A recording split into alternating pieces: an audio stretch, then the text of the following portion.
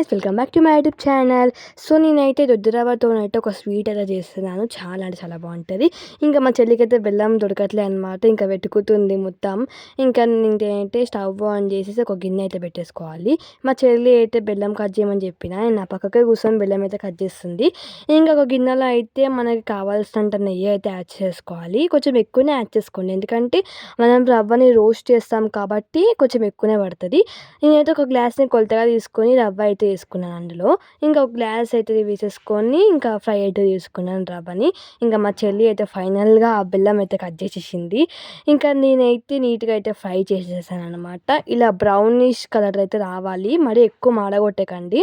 ఇంకా నేనైతే దాన్ని ప్లేట్లోకి అయితే తీసేసుకున్నాను, ఆడబెట్టుకోవాలన్నమాట దాన్ని. ఇంకా నెక్స్ట్ అయితే అదే గిన్నెలో మనం ఒక గ్లాస్ ఆఫ్ రవ్వ వేసేసుకున్నాం కదా, అదే గ్లాస్తో 4 గ్లాసులు వాటర్ వేయాలన్నమాట.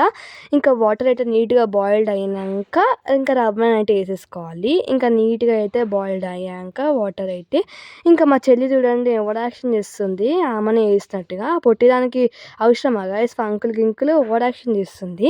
ఇంకా నీట్గా రవ్వ అయితే వేసేసుకోవాలి. ఇంకా రవ్వని అయితే ఉడికించుకోవాలన్నమాట.